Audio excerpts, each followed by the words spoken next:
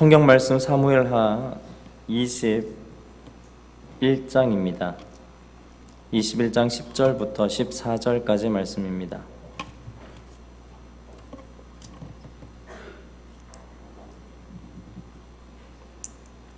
사무엘하 21장 10절에서 14절까지 말씀입니다. 제가 봉독하도록 하겠습니다. 10절입니다. 아야의 딸 리스바가 굵은 배를 가져다가 자기를 위하여 바위 위에 펴고 곡식 베기 시작할 때부터 하늘에서 비가 시체에 쏟아지기까지 그 시체에 낮에는 공중에 새가 앉지 못하게 하고 밤에는 들짐승이 범하지 못하게 한지라. 이에 아야의 딸 사울의 첩 리스바가 행한 일이 다윗에게 알려지매 다윗이 가서 사울의 뼈와 그의 아들 요나단의 뼈를 길르앗 야베스 사람에게서 가져가니 이는 전에 블레셋 사람들이 사울을 길보아에서 죽여 블레셋 사람들이 벳산 거리에 매단 것을 그들이 가만히 가져온 것이라. 다윗이 그곳에서 사울의 뼈와 그의 아들 요나단의 뼈를 가지고 올라오매 사람들이 그 달려 죽은 자들의 뼈를 거두어다가 사울과 그의 아들 요나단의 뼈와 함께 베냐민 땅 셀라에서 그의 아버지 기스의 묘에 장사하되 모두 왕의 명령을 따라 행하니라. 그 후에야 하나님이 그 땅을 위한 기도를 들으시니라. 아멘. 오늘은 기도에 대한 얘기를 하려고 합니다. 사무엘하 21장부터는 연대적인 순서로 기록된 성경이 아닙니다. 1장부터 사무엘하 1장부터 10장까지는 다윗이 통일 왕국을 이루기 위한 노력이 적혀 있고 11장에는 우리의 아내를 범함으로 통해서 어떻게 이 나라에 반역이 일어나게 되는지 압살롬과 세바의 반역을 통해서 하나님께서 어떻게 그것들을 징계해 나가는지를 얘기하는 성경입니다. 그래서 21장부터 24장까지는 다윗의 치세 기간 동안 있었던 일인데 어디에 넣을지 부록편처럼 이렇게 꼭 기억해야 되는 사건이지만 그 사이에 넣어버리면 흐름이 깨어질까봐 이렇게 빼놓은 사건들이 21장부터 24장까지 쭉 적혀져 있습니다. 언제적 일어났느냐 학자들마다 조금 견해가 다른데요. 가장 많이 얘기하는 게 16장에 보면 우리가 다윗이 압살롬의 반역이 일어날 때 궁 뒤로 이렇게 빠져나갈 때 시므이라는 사람이 나왔습니다. 16장 3절에 시므이가 어떤 사람이냐면 시므이는 사울의 친족이다라고 나와 있습니다. 그러면서 그가 피를 흘린 자여 비루한 자여라고 비난을 하는데 그 피를 흘린 자의 앞에 뭐라고 되어 있냐면 사울과 사울의 족속의 모든 피를 너한테 돌렸다 이렇게 얘기를 합니다. 다르게 얘기를 하면 야, 너 사울의 가족들 죽였잖아. 그러니까 너 지금 압살롬한테 쫓겨다니는 거야. 그렇게 이렇게 비난을 하는 장면이 나옵니다. 그럼 결국은 오늘 사건이 무슨 사건이냐면 다윗이 사울의 가족들을 죽이는데 내어주는 장면입니다. 그러니까 이 사건 이전에 다시 얘기하면 사무엘하 16장 이전에 있었던 사건임에는 분명합니다. 그래서 흐름상 깨어지지 않게 21장을 따로 떼어서 이런 얘기를 하고 있는 게 오늘 사건의 얘기입니다. 오늘 이야기는 3년 기근으로 시작됩니다. 21장 1절에 보면 다윗의 시대에 해를 거듭하여 3년 기근이 있었다. 3년 동안 비가 안 내렸다는 겁니다. 다윗의 시대는 지금부터 한 3,000년 전의 시간입니다.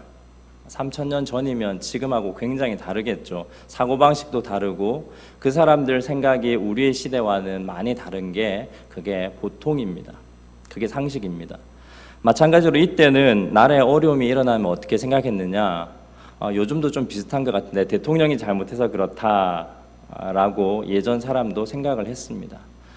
그렇지만 지금 요즘 세대가 얘기하는 것보다 훨씬 더 심각하게 그때는 왕이 무언가를 잘못했기 때문에 이 나라의 기근이 일어난다라고 생각했던 세대입니다. 그래서 3년 동안 기근이 일어나자 다윗이 기도하는 장면이 나옵니다. 그래서 다윗이 기도를 하는 게 오늘 내용입니다. 내용을 한번 살펴보면 다윗이 기도하는데 가뭄이니까 어떻게 기도하겠습니까? 하나님, 가뭄을 없애주십시오. 그런데 하나님의 대답은 그래, 가뭄 없애줄게 이렇게 대답하신 게 아니라 하나님은 다르게 대답하십니다. 그 다음에 그 대답을 듣고 난 다윗이 기브온 사람들의 억울함을 풀어주게 되는데 억울함을 풀어주면서 관계된 사울의 자손들을 매달아 죽이게 됩니다. 그리고 그 매달아 죽인 자기 아들을 보며 슬퍼하는 리스바가 그 아들을 보면서 6개월 동안 그 바깥에서 배를 깔고 거기서 웁니다. 그러자 그 후에야 하나님이 들었다라는 그냥 이런 얘기입니다. 그 얘기들을 오늘 기도의 편으로 한번 풀어보려고 합니다. 고통 없이 살아가는 사람은 없습니다. 그런데 이런 고통이 올 때 우리는 대부분 어떻게 생각합니까? 하나님, 대부분 이렇게 기도합니다. 하나님, 너무 어렵습니다. 그러면서 신앙인들은 한 가지 더 다른 게 있습니다. 왜 이런 고통이 나에게 왔습니까, 하나님? 이렇게 대부분 기도합니다. 근데 제가 다시 질문을 드리겠습니다. 그러면 그렇게 기도할 때마다 이번 잘못은, 이번 일의 결과는 너의 이런 잘못이다 라고 해서 명확하게 하나님께서 얘기를 하시는 경우가 많이 있습니까? 아니면 대부분 그냥 지나갑니까? 여러분 어떻습니까?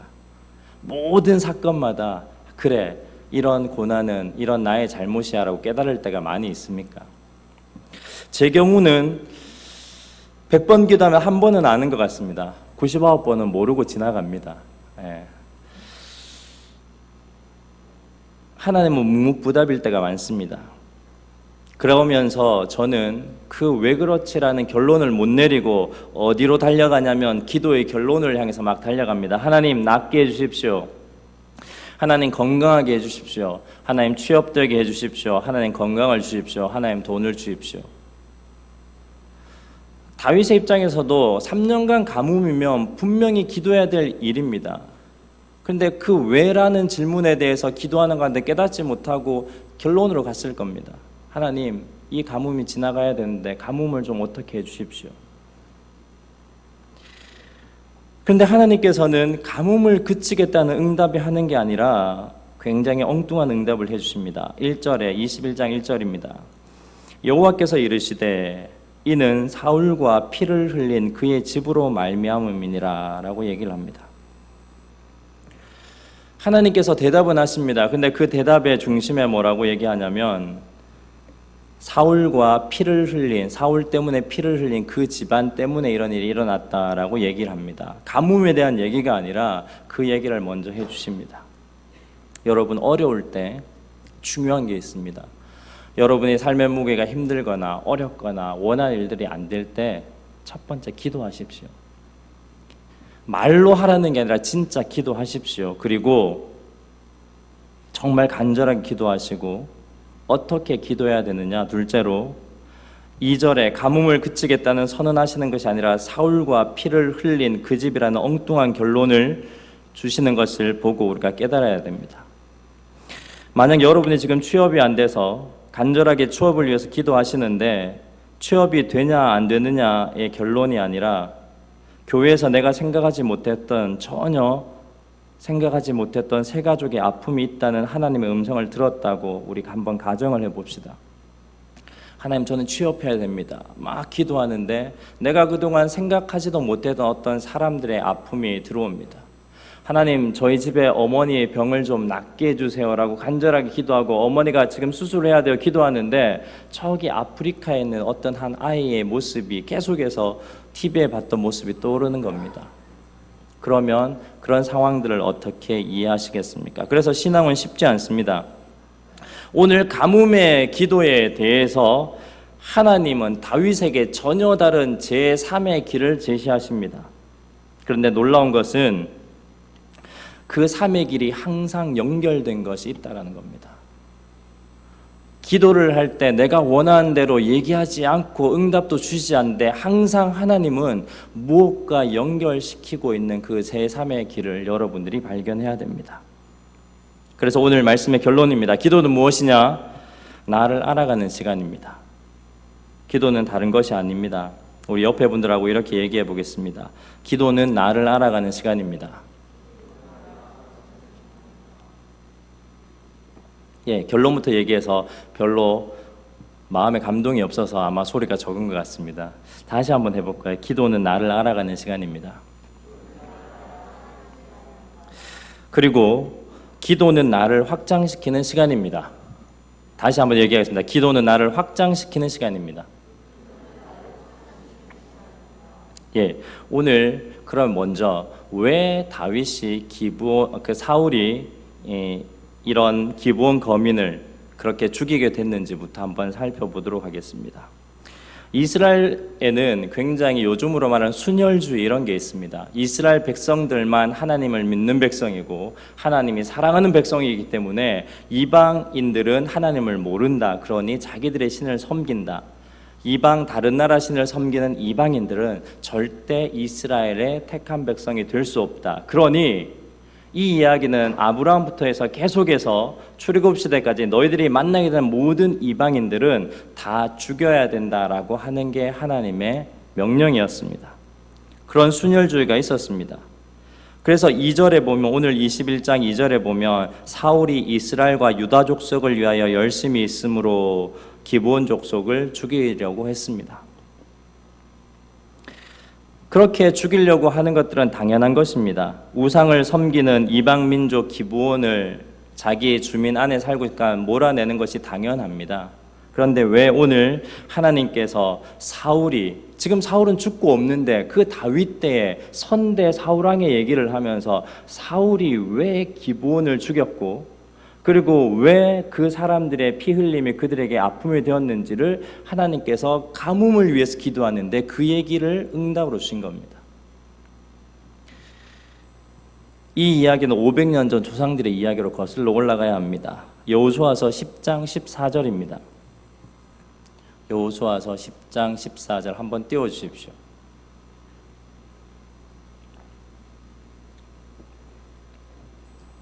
네, 찾아서 읽겠습니다. 여호수아서 10장 14절에 이렇게 되어 있습니다. 아모리 왕이 기브온을 위하여 싸울 때 여호와께서 사람의 목소리를 들으신 이 같은 날은 전에도 없었고 후에도 없었나니 이는 여호와께서 이스라엘 위하여 싸우셨음이라. 이게 무슨 말이냐면 아모리 왕이 기브온하고 전쟁을 합니다. 아모리도 이방 나라고 그리고 기브온도 이방 나라입니다. 무슨 말이냐면 여호수아가 출애굽을 해서 이제 전쟁을 합니다. 전쟁을 하는데 이 이방 두 나라가 전쟁을 붙었습니다. 그러면 이스라엘 입장에서 뭐라고 얘기하겠습니까? 아모리와 그리고 기브온이 전쟁하는구나 라고 이렇게 얘기하고 넘어갈 수 있습니다. 그런데 여호수아가 이 전쟁에서 기브온을 위하여 이방 나라인 기브온을 위하여 싸우기 시작합니다.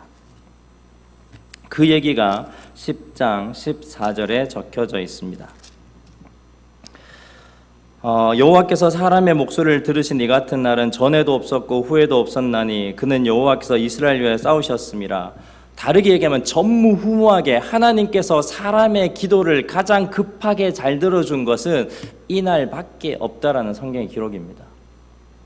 하나님을 믿는 이스라엘 백성을 위해서 싸운 것도 아니고 여호수아라는 사람이 하나님을 믿지 않는 기브온이라는 그 이방 땅의 기브온 주민을 위해서 싸운 전쟁인데 하나님이 가장 잘 들어주셨다는 겁니다. 이 사건은 여호수아서 9장을 쭉 읽어보면 이해를 할 수 있습니다. 여호수아서 9장 3절에 기브온 주민들이 여호수아가 여리고와 아이의 행한 일을 듣고, 기브온은 그 요단강 건너에 옆에 3일 길도 되지 않는 채 되지 않는 짧은 옆에 있는 성입니다. 기브온 주민들이 여호수아가 여리고와 아이의 행한 일을 듣고 4절에 꾀를 내어 사신의 모양을 꾸미되 헤어진 전대와 헤어지고 찢어져서 기운 가죽 부대를 나귀에 싣고 9장 5절에 그 발에는 낡아서 기운 신을 신고 낡은 옷을 입고 다 마르고 곰팡이가 난 떡을 준비하고. 이게 뭐냐면 다른 전쟁에서 다 이겼다는 얘기를 들은 이 기브온 주민들이 우리도 전쟁하면 저렇게 다 죽게 될 건데 하면서 꾀를 냅니다. 그러면서 속입니다. 어떻게 속이느냐? 자기들 다 떨어진 누더기 옷 입고 곰팡이 난 떡을 가지고 찾아갑니다. 여호수아를 찾아가서 우리 진짜 멀리서 정말 따끈따끈한 갓진 떡을 가지고 출발했는데 여기 오니까 이렇게 다 곰팡이가 피고 신발이 다 떨어지고 누더기가 되었습니다. 그렇게 얘기를 합니다.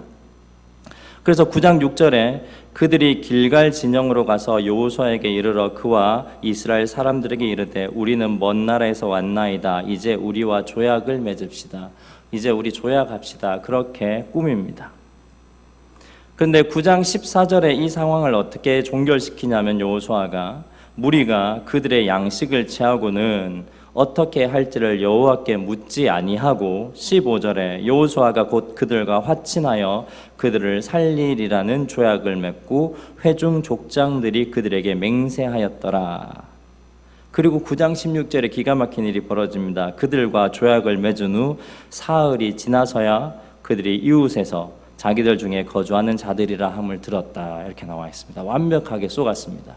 전쟁에 하면 질 것을 뻔히한 기브온 거민들이 속여서 화친을 맺었습니다. 그러면서 9장 21절에 가면 무슨 얘기를 하냐면 이 여호수아가 이렇게 그들을 합니다. 너희들은 앞으로 우리가 전쟁하지 않고 돕겠다. 그리고 너희들은 온 회중을 위하여서 물을 깃고 성전에 가서 물을 깃고 또 성전의 그런 일들을 위해서 나무 패는 자가 되라. 그렇게 하면서 이방인들을 살려주겠다는 언약을 하나님 앞에 합니다. 그렇게 되자 여호수아가 전쟁을 이스라엘 백성이 아닌데도 말미암고 14장에 가서 그 아모리 족속이 이 기브온 족속을 쳐들어왔을 때 전쟁하러 가는 겁니다. 이방 민족이지만 하나님의 언약을 지키기 위해서 전쟁하러 가는 겁니다. 그리고 나서는 하나님께 전세가 불리하니까 이렇게 기도합니다. 하나님, 지금 해가 여기 머물러 있어야 됩니다. 낮 동안 싸워야지 우리가 이길 수 있는데 어두워지면 안 됩니다. 그렇게 간절하게 기도합니다. 그러니 어떻게 되느냐? 해가 15도 물러갑니다. 해가 15도 물러가면 몇 시간이죠? 과학 잘하시는 분, 한 1시간 됩니까? 물러가서 낮이 길어져서 전쟁에 승리합니다. 여호수아가. 이렇게 하나님께서 이렇게 들어준 적은 그 후에도 없었다라고 10장 14절이 기록하고 있는 겁니다.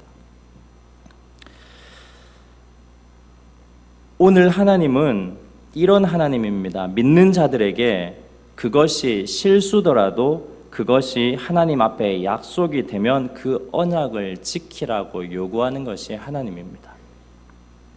신앙생활 하다가 손해된 일 분명히 있습니다. 손해가 되더라도 하나님의 말씀이면 그렇게 살아라 하는 겁니다. 억울하게 되더라도 그것이 하나님의 언약을 지키는 것이라면 그것을 요구하시는 것이 하나님입니다. 오늘 다윗이 하나님 가뭄이 왜 3년 연속됩니까? 라고 기도했을 때, 물러가게 기도했을 때 사울과 기브온 주민의 피를 기억하라고 이야기하시는 하나님의 이 이야기는 바로 우리의 정체성과 관계되어 있습니다. 우리는 삶의 결과와 어려움을 위해서 기도하겠지만 하나님의 제3의 길의 첫 번째는 뭐냐? 우리의 정체성을 항상 얘기하는 것이 기도입니다. 그게 진짜 기도입니다. 하나님, 병 낫게 해주십시오. 병 나았다고 해도 하나님께서 나를 어떤 사람으로 부르셨는지, 하나님께서 나에게 어떤 언약을 주셨는지, 하나님의 말씀들로 나를 이렇게 만들어 오셨는데 그 말씀이 기억나지 않는다면 그 사람에게 병이 나은 것은 아무것도 아닙니다. 우리는 삶의 무게 때문에 그 무게가 너무 힘들어서 그걸 치워달라고, 없애달라고, 바꾸어달라고 기도하겠지만 그것이 아무리 바뀌어져도 하나님께서 얘기하시는 사울의 행함과 그 죽은 기브온 주민들의 피에 대한 이야기들을 깨닫지 못하면 가뭄이 지나가도 아무 효력이 없다는 겁니다. 하나님은 우리가 기도할 때 뭘 깨닫게 하시느냐? 너희들이 어떤 하나님의 언약의 사람인지, 너희는 이런 언약을 가지고 있는 사람들이다를 기억하게 하는 것이 기도입니다. 근데 사울은 무엇을 중요하게 여겼습니까? 오늘 21장 2절에 보면 사울이 이렇게 얘기합니다. 이스라엘과 유다 족속을 위하여 열심히 있으므로 그들을 죽이고자 하였더라. 500년이 지나서 그 여호수아 선대 조상이 그렇게 실수로 맺은 언약이라고 생각하고 들어와 있긴 들어와 있는데 그 500년 동안 잘 사는 것이 아니라 성전에서 물 깃는 자, 나무 패는 자 근근히 보내주기는 하지만 여전히 이방 땅에 이방 문화를 가지고 살아가는 기본 족속을 볼 때마다 이 사울은 이건 하나님의 실수야. 우리 조상들의 실수야. 하나님이 이 사람을 죽이는 건 괜찮아 할 거야. 우리는 순혈주의로 하나님께서 우리 이스라엘 사랑하셨으니까 지켜야 돼. 이성적인 생각입니다. 자연스러운 생각입니다. 틀린 일이 아닙니다. 이방인의 거주민들을 몰아내고자 하는 그들의 열심과 마음은 잘못된 것이 아닙니다. 500년 전에 이스라엘과 화친을 맺었지만 여전히 우상을 섬기는 일이 남아있고 그런 가운데 성전에 일하러 사람만 보내는 그들을 볼 때 유다와 이스라엘 위한 열심으로 죽여버리고 싶었을 겁니다. 또 그건 하나님께서 인정하신다라고 생각했을 겁니다. 그러나 중요한 거 사울은 왕으로서 하나님의 언약을 기억해야 된다는 것을 망각했다는 겁니다. 기도는 뭐냐? 여러분의 정체성을 깨닫게 하는 게 기도입니다. 기도는 내가 하고 싶은 것 이루는 게 기도가 아니고 기도는 내가 얻고 싶은 것 하는 것이 기도가 아니라 내가 누구인지 하나님이 내게 무슨 말씀을 하셨는지 깨닫는 것이 기도입니다.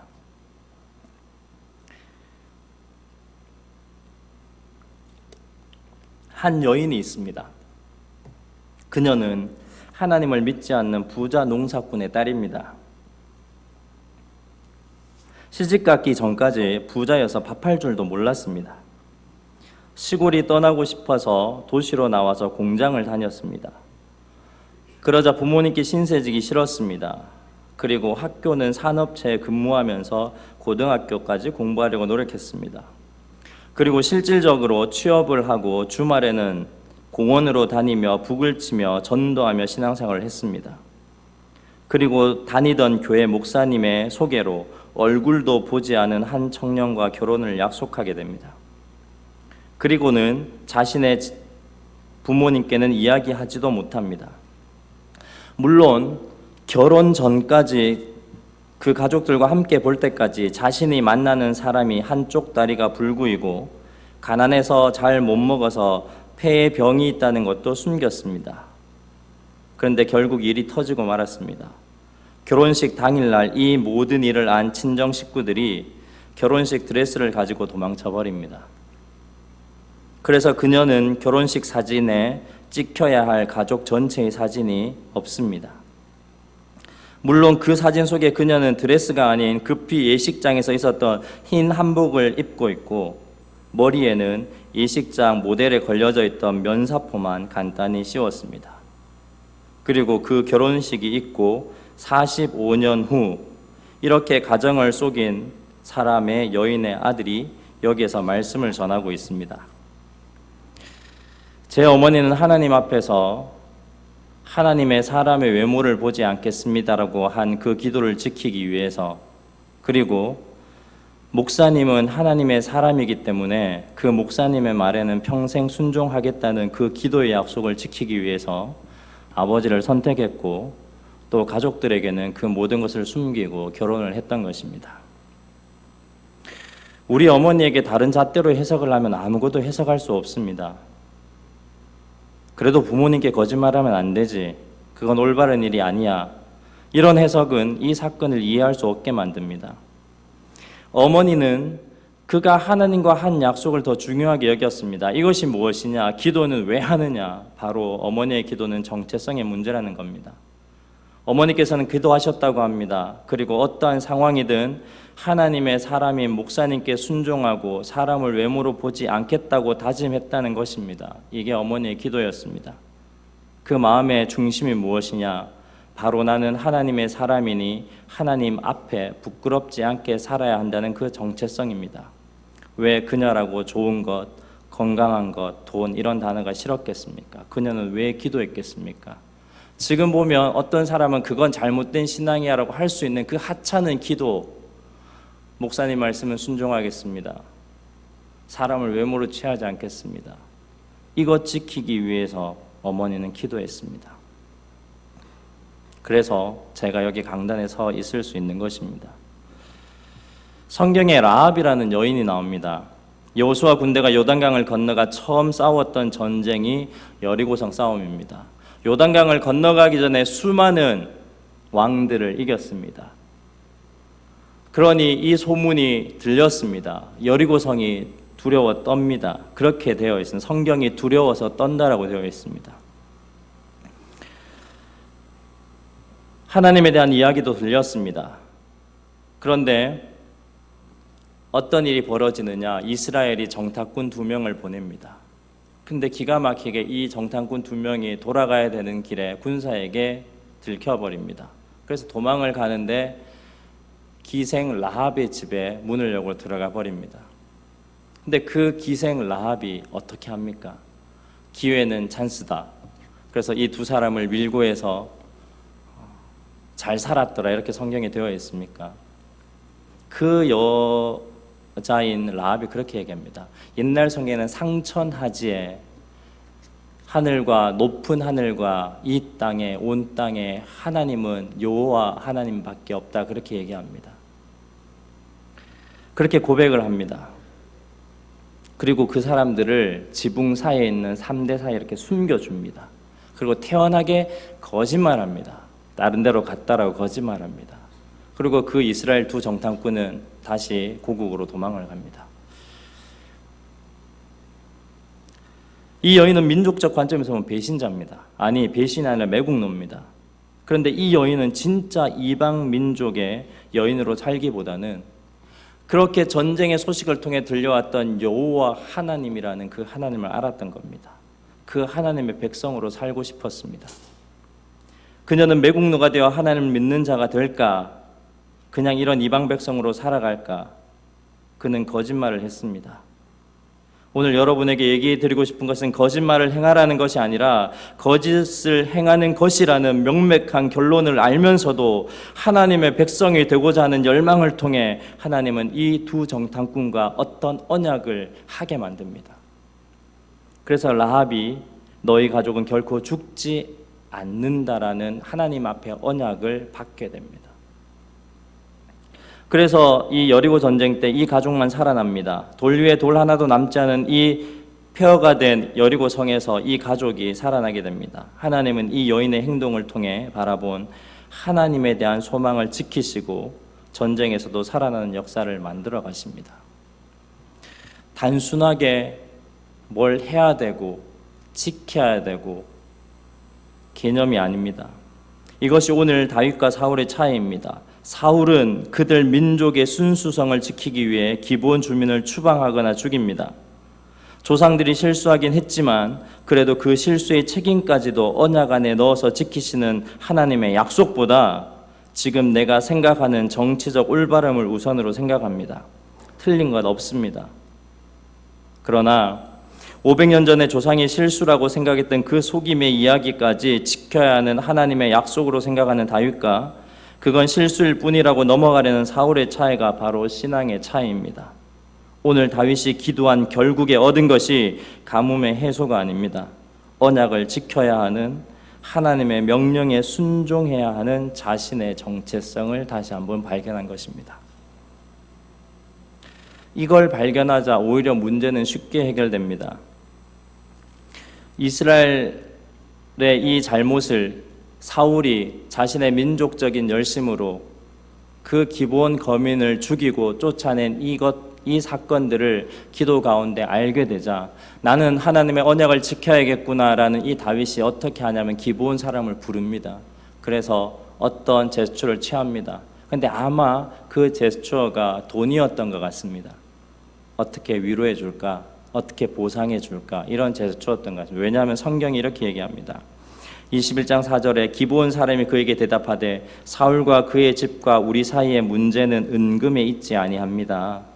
이스라엘 가운데에는 사람을 죽이는 문제도 우리에게 있지 아니하니이다 하니 왕이 이르되 너희가 말하는 대로 시행하리라. 저는 돈 요구하지 않겠습니다. 돈 괜찮습니다. 우리는 우리의 이야기를 들어줄 사람이 필요합니다. 그래서 5절에 그들이 왕께 아뢰되 우리를 학살하였고 또 우리를 멸하여 이스라엘 영토 내에 머물지 못하게 하려고 모해한 사람의 자손 7사람을 우리에게 내주소서. 여호와께서 택하신 사울의 고을 기브아에서 우리가 그들을 여호와 앞에서 목매어 달겠나이다. 잔인해 보이지만 그 자손 7 7이라는 숫자는 완전에 가까운 숫자죠.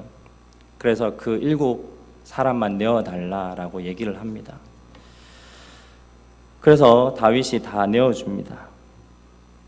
근데 여기 어떤 사람이 등장을 하느냐, 리스바라는 여인이 등장합니다. 리스바는 누구냐면 사울의 첩입니다. 사울왕, 전때 사울왕의 첩으로 아들이 2명이나 있습니다. 그 리스바가 오늘 결정적인 기도의 두 번째 해결책으로 나옵니다. 7명을 내어달라고 하니까 아무리 조상들을 다 살펴봐도 마음에 걸리는 사람이 있습니다. 지금 살아있는 사람이 요나단의 아들, 다윗의 자손 중에 요나단의 아들 무비보셋이 있습니다. 그런데 왜 무비보셋을 뺐냐면 또 무비보셋도 하나님 앞에 다윗과 요나단이 약속했기 때문입니다. 언약을 지켜야 되기 때문입니다. 하나님 앞에 너 아들은 내가 죽이지 않겠다라고 다윗이 약속합니다. 그래서 요나단의 아들인 무비보셋은 그 7사람 중에 내어주지 않습니다. 근데 이 언약을 알기 때문에 기브온 사람들도 반대하지 않습니다. 알겠습니다. 무비보셋은 안 내어주셔도 됩니다. 그러면서 사울왕의 첩의 2 아들 알모니와 무비보셋, 이름은 같습니다. 그 무비보셋이 아닙니다. 사울의 첩이 낳은 알비니와 무비보셋을 내어주고 사울의 딸이 있었습니다. 원래는 다윗하고 결혼한 사람인데 발디엘에게 내어줍니다.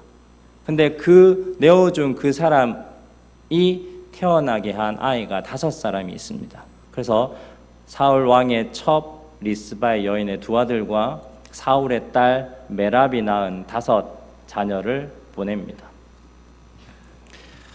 그래서 이 아드리엘의 아들 메랍의 그 5명과 7명을 죽입니다. 그래서 이 모든 사건이 일단락됩니다. 그 기브온 거민의 마음도 풀리고 그렇게 해서 이 사건이 끝나는 듯 보입니다. 그렇지만 사울과의 남은 여인의 입장에서 너무 슬픈 이야기입니다. 왜 그러지? 왜 하필 이런 선대의 잘못으로 통해서 지금 우리가 죽어야 되지?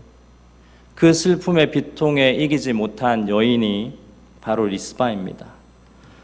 리스바라는 여인은 참 기구한 여인입니다. 이 리스바라는 여인을 보면 저는 클레오파트라가 생각납니다. 클레오파트라가 좀 예뻤지 않습니까? 팡세를 지은 파스칼이 이렇게 얘기했습니다. 클레오파트라의 콧대가 조금만 더 높았어도 세계 역사는 바뀌었을 거다. 그렇게 얘기를 합니다. 그 클레오파트라, 로마도, 이집트의 왕도 다 유혹했던 사람입니다. 아니, 이 클레오파트라가 유혹한 게 아니라 너무 예뻤기 때문에 남자들이 유혹을 했습니다. 그러나 시저도 안토니우스도 그를 사랑을 받지 못했습니다. 다른 사람과 결혼합니다. 근데 그 남편이 결국은 통합하는 왕이 되지 못하고 죽습니다. 결국은 옥타비아누스가 이 패권을 다 차지하게 됩니다. 시저도 안토니우스도 다 자기 남편도 죽게 되죠. 근데 옥타비아누스도 나중에는 이 클레오파트라에게 막 이렇게 자기를 좋아해 달라고 막 이렇게 얘기를 합니다.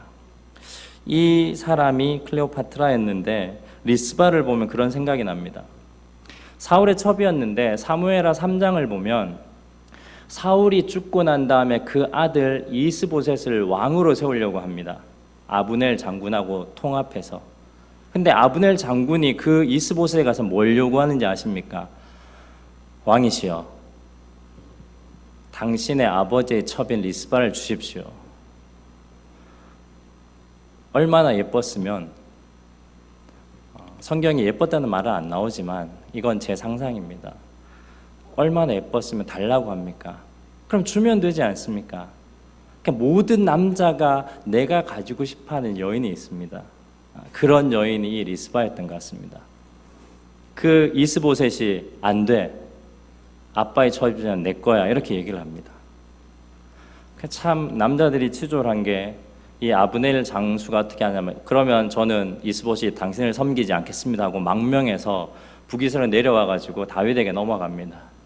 근데 또 요압에게 살해당하게 되죠. 하여튼 이런 역사가 전개가 되는데 그만큼 기구한 여인입니다.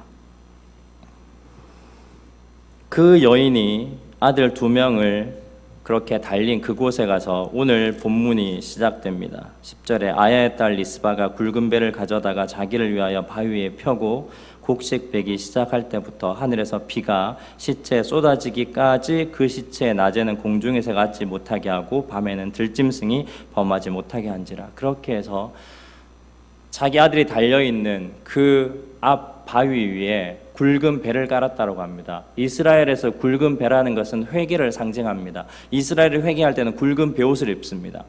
굵은 베옷을 깔았다는 건 눈물로 기도했다는 겁니다. 리스바가 어떻게 하느냐, 그냥 아들이 죽으니까 아이고 자포자기하지 않고 기도합니다. 근데 성경은 그걸 뭐라고 표현하냐면 굵은 배를 가져다가 자기를 위하여라고 되어 있습니다. 아들을 위하여 기도한 것도 아니고 사울왕을 위하여 기도한 것도 아니라 자기를 위하여 회개 기도를 했다라고 합니다. 굵은 배는 회개 기도요, 그 기도의 중심은 자기였습니다. 왜 성경이 자기를 위한 회개 기도라고 적고 있습니까? 굉장한 진리가 있습니다. 자신을 위한 회개. 이것은 너무 중요합니다. 죽어가고 시체가 말라가고 급기야 뼈까지 남지 않을 때까지 기도합니다. 성경학자들은 대부분 10절부터 14절까지의 기간을 6개월이라고 봅니다. 왜냐하면 13절 끝에 보면 뼈만 남은 것을 수거해가는, 원문에 보면 뼈만 남은 시신을 수거해가는 단어가 나옵니다. 결국은 매달아져 있던 사람들의 그 시신들이 다 말라서 뼈만 남을 때까지 그렇게 회개의 기간을 했다는 겁니다. 적어도 6개월 정도 걸리지 않겠느냐라고 얘기를 합니다. 그렇게 회개했습니다. 뼈밖에 남을지 않까지 그 바위 위에서 굵은 배를 깔아놓고 기도합니다. 왜 그렇게 기도했습니까? 회개가 무엇이냐? 두 번째입니다. 확장입니다. 기도가 무엇이냐? 나의 확장입니다. 자기를 위하여 기도했다는 이 말은 자신이 바로 저 위에 달려 죽어야 하는 자라는 표현입니다. 사울이 왜 기브온 주민을 죽였습니까? 바로 하나님의 언약을 기브온 주민까지 확장하지 못해서 그렇습니다.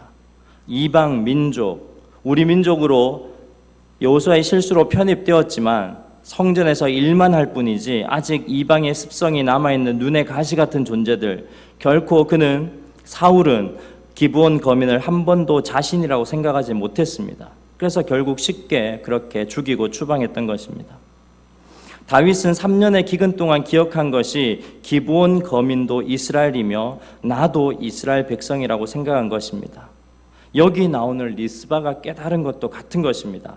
나는 몰랐겠지만 왕가의 후궁으로 여생을 편히 보낼 수 있었지만 자신의 아들이 다 죽으면서 그 위에 메어 달리는 것을 보고 그동안 자신을 확장시키지 못하고 권력에 기대어 숨어 지내려고 했던 자신을 회개하는, 죽은 자의 뼈가 마르기까지 6개월 정도 바위에서 기도를 한 그녀는 그 기도를 통해서 사람들이 하나님의 약속을 기억하고 하나님의 약속을 지킴이 나의 정체성이라는 것을 깨닫게 되며 또 나아가 이 일을 통해 이스라엘 신앙이 확장되게 되는 것입니다.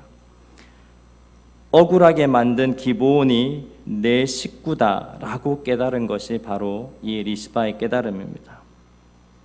아들이 왜 저렇게 달려서 죽게 되었느냐? 내가 저 확장에서 그 기브온 주민을 나라고 생각했다면 이런 기브온 거민의 죽음도 일어나지 않았고 내 아들 둘이 저렇게 달려 죽지도 않았을 거라는 회개입니다. 결국은 무엇입니까? 내가 내 삶의 확장을 내 삶의 안락함까지밖에 못했구나라는 회개입니다. 기도는 뭐냐? 정말 전혀 상관없어 보이는 사람들, 그 사람들까지 확장하는 것입니다. 내가 하나님의 약속을 받은 자라면 내 주위에 있는 수많은 사람들 역시 하나님의 언약을 받은 자들이고 깨닫지 못해 하나님의 반대편에 서기도 하고 때로는 애매한 죽음으로 장대에 매달려 있기도 하고 각양각색의 세상 모든 사람들이 누구냐? 바로 나의 확장임을 알아야 합니다. 그들이 억울하기 전에, 그들이 죄짓기 전에, 그들이 하나님을 반대하기 전에 내가 그들을 위해 함께 기도하고 살아가야 하는 그것이 바로 나라는 것을 깨닫는 것입니다. 오늘 리스바가 이렇게 회개 기도했던 것은 내가 그렇게 확장되지 못했구나라는 회개의 기도를 했던 겁니다. 기도는 두 가지입니다. 하나는 하나님께서 내게 얘기하신 그 하나님의 약속이 무엇인지 나는 이런 말씀을 들은 자다라는 자기의 정체성을 깨닫는 것이요, 그것은 나만 듣는 것이 아니라 이 세상의 모든 사람도 이와 같은 하나님의 약속을 듣고 있는 자구나. 때로는 내가 보기에 폄하할 수 있고, 때로는 내가 보기엔 신앙이 없다고 할 수도 있고, 때로는 내가 원하는 모습의 수준을 보여주지 못해서 저 사람은 우리 공동체에서 내치고 싶다고 하는 그 사람도 결국은 나의 확장이다라는 것, 나라는 것, 그걸 깨닫지 못하면 우리는 영원히 사울처럼, 기브온을 죽인 사울 왕처럼 우리도 여전히 우리의 열심으로 많은 사람을 죽이는 신앙생활을 할 수밖에 없다는 것입니다. 기도하십시오. 직장을 위해서 기도하십시오. 결혼을 위해서 기도하십시오. 취업을 위해서 기도하십시오. 그러나 그 결론은 하나님께서 여러분에게 하신 말씀들을 기억하게 하실 것이고, 하나님께서 여러분의 삶을, 온 세상 사람들, 하나님이 사랑해서 내 눈에 보잘것없어 보이는 그 사람들까지 확장시키는 것이 바로 하나님의 기도의 응답입니다. 오늘 본문 마지막 절에 이렇게 되어 있습니다. 21장 14절입니다. 그 후에야 하나님이 그 땅을 위한 기도를 들으시니라. 들으시니라는 말이 반응하신다라는 말입니다. 하나님이 그 땅을 위한 기도를 들으시니라. 물론 비가 왔는지 비가 안 왔는지는 모릅니다. 그런데 10절에 애매한 하나는 줍니다. 비가 시체에 쏟아지기까지 기도했다라는 게 나오니까 결국은 비가 왔다는 말은 될 겁니다. 그러나 비가 왔다는 게 중요하지 않습니다. 비가 오건 비가 와도 이 두 가지의 확장과 깨달음이 일어나지 못하면 여러분은 아직 기도 안 한 겁니다. 하나님이 사람을 통해서, 자연을 통해서, 여러분의 삶의 고난과 힘듦과 어려움을 통해서 수도 없이 얘기하실 겁니다. 그때 여러분 기도하십시오. 간절하게 기도하십시오. 건강을 위해 기도할 때 여러분에게 잊어버렸던 하나님의 약속이 깨달아지기를 원합니다. 그리고 그런 약속받은 자들이 하찮게 보이지 않게 되고 그가 소중하고 존귀한 자라는 나라는 것이 깨달아지는 그런 우리 신앙의 공동체가 되길 기도합니다.